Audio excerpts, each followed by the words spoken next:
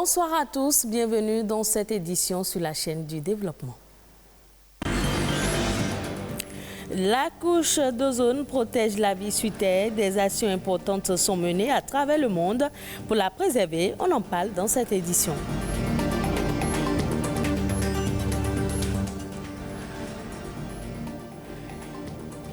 Les océans jouent un rôle fondamental dans la régulation du climat mondial et absorbent plus de 90% de l'excès de chaleur accumulé dans le système climatique. Que faire pour mieux les préserver? Un spécialiste nous éclaire. Elle est l'une des maladies qui tuent le plus sur la planète. Le cancer du foie est une tumeur silencieuse difficile à détecter. Les facteurs de risque, manifestations et prévention dans ce journal.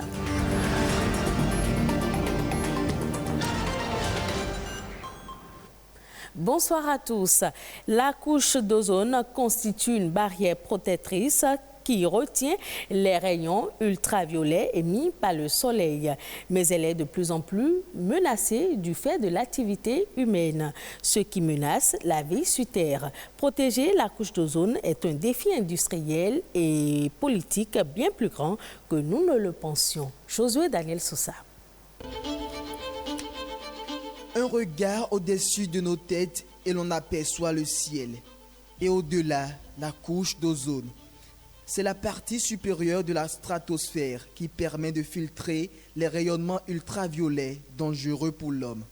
Située entre 20 et 50 km d'altitude, cette couche est d'une importance capitale pour la protection de la Terre.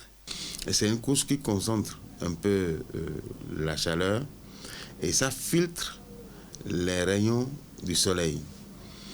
Alors en filtrant les rayons du soleil, la couche d'ozone enlève tout ce qui est ultraviolet et laisse passer la lumière qui est utile pour la vie sur Terre. C'est le rôle fondamental de la couche d'ozone. Cette couche protège donc les êtres vivants de certains rayonnements nocifs du soleil.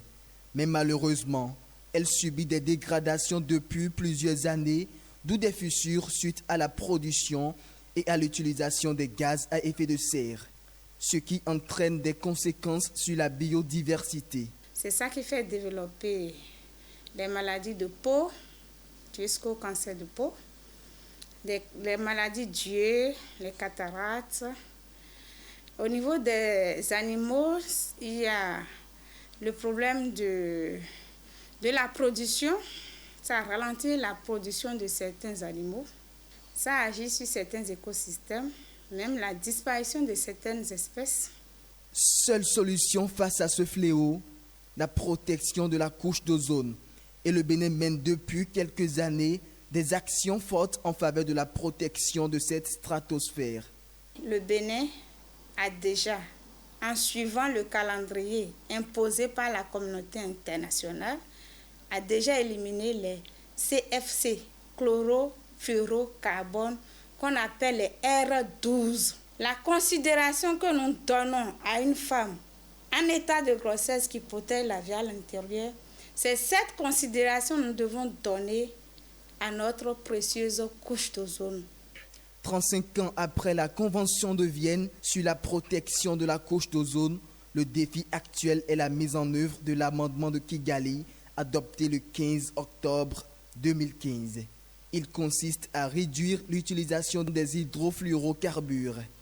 L'objectif étant de limiter les changements au réchauffement climatique tout en protégeant la couche d'ozone et par ricochet sauver la planète Terre. On reste dans le domaine de l'environnement pour s'intéresser aux océans. Ils jouent un rôle fondamental dans l'écosystème. Sans eux, il y aurait accélération du réchauffement climatique. Que faire pour mieux les gérer? La réponse à travers cette interview. Les océans se portent très mal. Ça s'explique par le fait que nous-mêmes, nous polluons l'océan par les déchets d'origine terrestre. Les déchets que nous produisons dans toutes nos activités. Nous allons, disons, des plastiques, les batteries, les piles que nous jetons en mer, même si ce n'est pas directement en mer que nous jetons, disons, dans nos lagunes, dans nos lacs, et plus précisément dans le chenal. Nos océans sont vraiment en danger. C'est pourquoi il faut qu'aujourd'hui, tout le monde participe à la préservation de l'océan en gérant au mieux les déchets que nous utilisons, les déchets que nous générons. Les femmes doivent être impliquées davantage parce que si nous prenons les femmes, disons, intellectuelles par exemple, c'est-à-dire ceux qui ont des diplômes pour pouvoir exercer une activité, nous en avons très peu dans les activités liées aux travaux de la mer, c'est-à-dire les océanographes femmes, il en existe très peu. Mais par contre, nous avons les mareyeuses, c'est-à-dire les femmes qui traitent les produits halieutiques post-capture. Nous avons ces femmes-là qui sont là pour pouvoir traiter les produits et les mettre sur le marché. En général, il faut voir seulement notre berge lagunaire si vous allez à Dantokpa aujourd'hui. Et tout ça là, ça rentre dans la mer. Donc, si nous continuons ainsi à jeter les déchets, disons, dans nos plans d'eau intérieurs et dans les lagunes, ça veut dire que nous finirons vraiment par ne plus exister. Parce que si l'océan disparaît, ça veut dire que nous aussi, notre vie est hypothéquée, nous risquons de disparaître aussi. La communauté internationale célèbre aujourd'hui la Journée internationale des populations autochtones. C'est en 1994 que l'Assemblée générale des Nations unies a décidé de célébrer le 9 août la Journée internationale des populations autochtones. Plus de 476 millions d'autochtones vivent dans 90 pays du monde, soit 6,2% de la population mondiale. Les peuples autochtones représentent une immense diversité de cultures, de traditions, de langues et de systèmes de connaissances uniques. Le but de cette célébration est de renforcer la coopération internationale pour résoudre les problèmes rencontrés par les populations autochtones dans les domaines tels que les droits de l'homme, l'environnement, le développement, l'éducation et la santé. Le cancer du foie est l'une des maladies qui tue le plus sur la planète. Durant l'année 2020, l'OMS a estimé à 830 000 le nombre de décès enregistrés dans le monde, ce qui en fait une pathologie silencieuse puisqu'elle est généralement diagnostiquée tardivement en raison de l'absence de symptômes. Le cancer du foie, facteur de risque, manifestation et prévention, c'est dans cet élément réalisé par Yves Agodopessi et Ulvaeus Balogun. C'est l'un des organes vitaux de l'organisme humain qui possède de nombreuses fonctions. Le foie, il fabrique la bile, filtre le sang, stocke le glucose et produit des substances indispensables au maintien de l'équilibre. Mais quand ces cellules sont attaquées, on parle du cancer du foie. Il y a ce que nous appelons les cancers qui sont secondaires du foie, c'est-à-dire le cancer est né ailleurs et ça a évolué vers le foie. Là, c'est les cancers secondaires du foie. Il y a les cancers primitifs du foie, les cancers qui sont nés vraiment au niveau du foie directement. Et ils sont deux principalement. Vous avez ce qu'on appelle le cholangiocarcinome, qui est un cancer des voies biliaires. Et vous avez le carcinome hépatocellulaire, qui est le plus fréquent. Souvent asymptomatique, le cancer du foie est très difficile à reconnaître, ce qui entraîne un risque de diagnostic tardif. Et ça se manifeste au niveau du foie par une foie qui, d'abord, sur son fonctionnement, devient défaillant.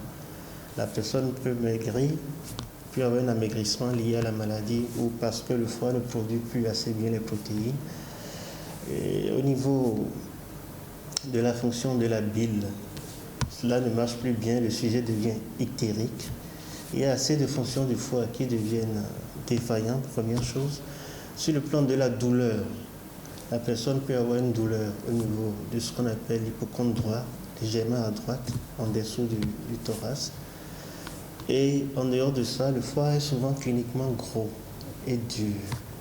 Le cancer du foie se développe le plus souvent chez des personnes qui ont une consommation d'alcool excessive ou des sujets atteints des virus de l'hépatite chronique B ou C.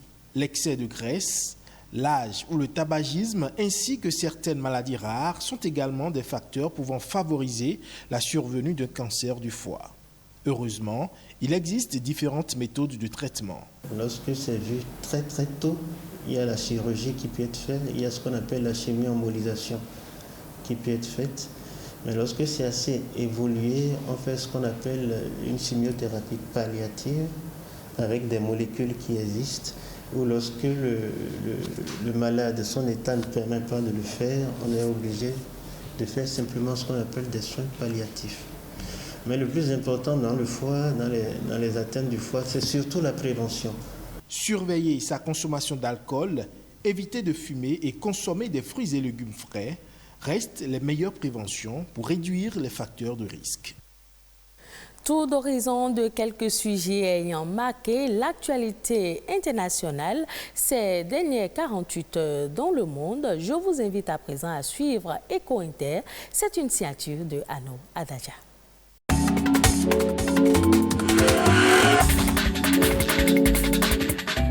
Au Kenya, une frénésie de méga-infrastructures surplombe Nairobi, 27 km de béton. Le mastodonte routier qui enjambe la capitale kenyane du nord au sud a été inauguré en mai dernier. Cette infrastructure gigantesque est en passe de devenir l'axe qui révolutionne la circulation dans cette ville, connue pour être l'une des plus congestionnées d'Afrique. Pourtant, sur les 4 voies bitumées, peu de véhicules circulent. Depuis plusieurs années, les Iraniens et les Russes maintiennent leur coopération dans le domaine spatial. Une coopération qui poursuit son envol. La Russie vient de lancer ce mardi, depuis le Kazakhstan, le satellite iranien Kayam. Ce satellite sert à des fins d'observation. Le lancement s'est fait depuis une fusée Soyouz à Baïkonour. L'agence spatiale russe Roscosmos a diffusé les images en direct. Ce satellite doit servir à surveiller les frontières du pays, à améliorer la productivité, l'agriculture, vérifier des ressources hydriques et à réduire sensiblement des catastrophes naturelles. En Argentine, le troc signe son grand retour face aux différentes crises mondiales. Depuis 2018, on échange du lait contre une bouteille de shampoing, un pull contre 2 paquets de gâteaux. Bref, les produits changent de main sans qu'un seul peso. La monnaie argentine sort des porte-monnaies. Plusieurs fois par semaine, des habitants des communes défavorisées en banlieue de Buenos Aires se retrouvent pour faire du troc pour s'en sortir face à une inflation qui n'en finit pas de s'envoler face à la Covid-19 et la guerre en Ukraine.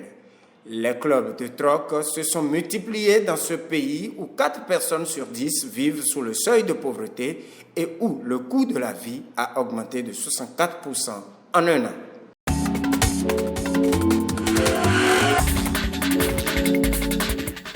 Ainsi se referme cette édition. Merci de l'avoir suivi. Retrouvez ce journal sur le site de l'ORTB, www.ortb.bj.